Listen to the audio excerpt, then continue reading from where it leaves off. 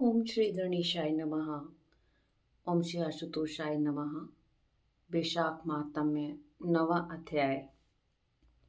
इतनी सुनकर मिथिलेश ने पूछा कि हे ब्राह्मण, इक्ष्वाकु वंश के राजा ने जल और अन्न का दान नहीं किया, इसी से वह चातक और छिपकली की तथा साधु महात्माओं की सेवा न करने से गिद्ध योनि में आया। परंतु आपने बतलाया कि वह 7 जन्म तक कुत्ते की योनि में आया। उसने केवल संत महात्माओं की सेवा नहीं की, सो उसका फल उनको ना मिला। उसने किसी को कष्ट भी नहीं दिया था, सो बिना कारण ही उसका कुत्ते की योनि में क्यों जन्म हुआ? इसका मुझको संशय है। कृपा करके आप मेरी शंका का समाधान करिए। राजा के ऐसे प्रश्न सुनकर महायशस्वी श्रुतिदेव ने कहा, तुम धन्य हो जो, हे राजन, तुमने ऐसा धार्मिक प्रश्न किया। सो मैं अब तुम्हारे संशय का समाधान करता हूँ। यह वार्ता शिव जी ने कैलाश पर्वत पर श्री पार्वती जी से कही थी। सब लोगों की रचना कर उनको परलोक और लोक 2 प्रकार की स्थिति बताई और इनकी स्थिति के निमित्त 3 भेद बताए।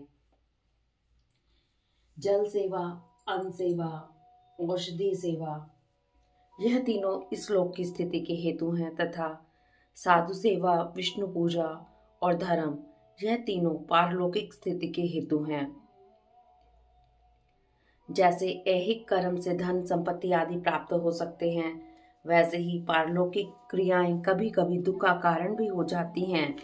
जैसे यहाँ एक पुराना इतिहास कहते हैं, एक समय दक्ष प्रजापति महादेव जी को यज्ञ में बुलाने के लिए कैलाश पर गए। तब उन्होंने आए देखकर श्री महादेव जी खड़े नहीं हुए, क्योंकि शिव जी ने सोचा कि मैं सनातन हूँ और यह सब देवता यज्ञ में भाग लेने वाले सेवक के समान हैं। इसलिए स्वामी का सेवक के आने पर, पति का पत्नी के आने पर, गुरु का शिष्य के आने पर उठना आवश्यक नहीं। यही सब शास्त्रों का मत है। जिसमें बल, दान, तप और शांति अधिक रहती है, वही गुरु है। जो स्वामी स्वयं अपने सेवकों के लिए उठते हैं, उनकी आयु, धन और यश तत्काल नष्ट हो जाते हैं। इसलिए यह मेरा प्रिय शव ससुर है, ऐसा विचार कर दक्ष प्रजापति की भलाई के लिए वह उठे नहीं। यह देखकर दक्ष प्रजापति को अत्यंत क्रोध आ गया और उनके सामने ही उनकी निंदा करने लगा कि देखो, इस दरिद्र को बड़ा अहंकार हो गया है और इसका धन केवल एक बूढ़ा बैल जिस पर केवल चर्म ही रह गया है, कपाल ही हड्डी धारण करता है, पाखंडी, अहंकारी, महा अपवित्र, किसी का शुभ कार्य न करने वाला, दरिद्रता के मारे शीत से दुखित, हाथी चर्म को ओढ़ने वाले शमशान जिसका घर है, सर्पों का आभूषण है, न इसमें धीरज है न ज्ञान, भस्मासुर के डर के मारे दूर भाग गया, भूत प्रेतादिक संग, इसके कुल का कुछ पता नहीं। दुरात्मा नारद ने ब्रह्मा से इसकी बड़ाई की, जिससे मैंने अपनी कन्या सती का विवाह इसके साथ कर दिया। जैसे कुम्हार का घड़ा चंडाल के घर पहुंचने से किसी का नहीं रहता, वैसे ही मेरी कन्या का मुझसे कोई प्रयोजन नहीं।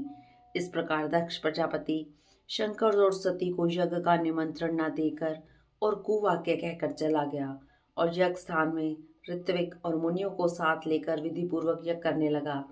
इस यज्ञ में ब्रह्मा विष्णु भी नहीं आए, परंतु सिद्धचारण, गंधर्व, यक्ष, राक्षस, किन्नर और यज्ञ सब देवता यज्ञ में आए। सती को यह लालसा उत्पन्न हुई कि किसी प्रकार यज्ञ का उत्सव देखूं और अपने संबंधियों से मिलूं। महादेव जी के रोकने पर भी वह न मानी और जाने का निश्चय कर लिया। शिव जी ने कहा कि भद्र, दक्ष सदैव सभा में बैठकर मेरी निंदा करता है, वह तुमसे सहन न हो सकेगी और तुम अवश्य अपना शरीर त्याग कर दोगी। अतएव तुम अपने पिता के घर मत जाओ, इसमें कल्याण नहीं है। इस प्रकार समझाने पर भी सती ना मानी और चुपचाप चल दी। तब पीछे जाकर नंदी ने उनको अपनी पीठ पर बिठा लिया और कितने ही भूत प्रेत आदि उनके संग हो गए। जब वह अपने महल में पहुंची तो किसी ने भी उनके साथ कोई बात नहीं की। तब शिव जी की बात याद करके वह यज्ञशाला में गई। वहां पर सभा के लोग सती से कुछ भी न बोले। सती चुपचाप वहां पर खड़ी रही और रुद्र की आहुति तक पिता की चेष्टा देखती रही। तब दक्ष ने रुद्र की आहुति नहीं दी तो सती को क्रोध युक्त होकर कहा कि जो बड़ों का अपमान करते हैं उनका कल्याण नहीं होता। तुमने सारे जगत के रचिता अविनाशी रुद्र को आहुति नहीं दी। यहाँ जितने ऋषि मुनि महात्मा एकत्रित हुए हैं उन्होंने तुमको सुबुद्धि नहीं दी। ऐसा प्रतीत होता है कि विधाता तुम्हारे साथ इनके भी प्रतिकूल है। जब सती यह वचन कह रही थी तो पूषा देवता मुंह फाड़कर हंसने लगे और कर्महीन भृगु दाढ़ी और मुझ फड़काने लगे। दक्ष निंदा करने लगा। यह सब बातें देखकर सती को अत्यंत क्रोध आ गया और वह पति की निंदा सुनकर प्रायश्चित के रूप में सब के सब देखते देखते हवन कुंड में कूद पड़ी। सती के गिरते ही हाहाकार मच गया। शिव जी के गण भागकर शिव जी के पास आए और सारी कथा सुनाई। महादेव ने कालांतर रूप हो क्रोध से अपनी जटा उखाड़कर पृथ्वी में दे मारी, जिससे बड़ा बलवान महाकाय वीरभद्र उत्पन्न हुआ। तब शिव जी ने उसको आज्ञा दी कि मेरे निंदक दक्ष का नाश कर दो, जिसके कारण सती को शरीर त्यागना पड़ा। महादेव जी की आज्ञा पाकर सहस्त्र भुजाओं वाला और यमराज के सदृश वह वीरभद्र यज्ञशाला में पहुंचा और देवता असुर मनुष्य आदि जो भी यज्ञ में उपस्थित थे सबको मारने लगा और भृगु की दाढ़ी मूछ उखाड़ दिए। जिसने जो अंग भड़काया था वीरभद्र ने उसका वही अंग उखाड़ कर फेंक दिया। दक्ष का सिर काटने लगा, किंतु शुक्राचार्य मंत्र बल से उसकी रक्षा कर रहे थे, इसलिए काट नहीं सका। तब रुद्र ने स्वयं उसका सिर काट डाला। इस प्रकार यज्ञ में आए हुए सबका संहार कर वे कैलाश को लौटे। जो मरने से बचे थे वे सब भागकर ब्रह्मा जी की शरण में गए।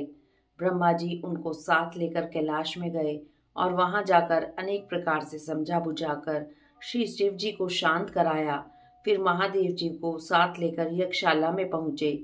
यज्ञ में जो मारे गए थे उनको जीवन का दान दिया और महादेव जी ने दक्ष के धड़ पर बकरे का सिर रख दिया, जिससे आज तक उनके उपासक दक्ष को उनकी प्रसन्नता के लिए बम बम बम करते हैं। भृगु जी के मुख पर बकरे की दाढ़ी लगा दी, पूसा के दांत नहीं लगाए, उनसे कह दिया कि वह पीस कर खा लिया करेगा। इस प्रकार सबको अंग सहित किया गया और दक्ष पूर्ववत यज्ञ करने लगा। यज्ञ संपूर्ण होने पर सब देवता अपने अपने स्थान को चले गए। इति श्री वैशाख महात्म्य 9वां अध्याय। हरि ओम तत्सत।